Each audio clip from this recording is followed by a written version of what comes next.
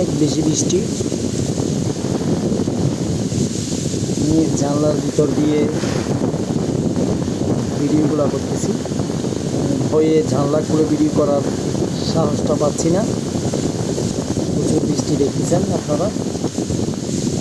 এই মুহূর্তে চট্টগ্রামে প্রচুর বৃষ্টি হচ্ছে। চট্টগ্রামে অনেক বেশি বৃষ্টি প্লাস তুফান। এই তুফানের মধ্যে অনেক ক্ষয়ক্ষতি হওয়ার সম্ভাবনাও রয়েছে। অনেক বেশি বৃষ্টি, তারা দেখতে পাচ্ছেন অনেক বেশি বৃষ্টি হচ্ছে। প্রচুর তুফান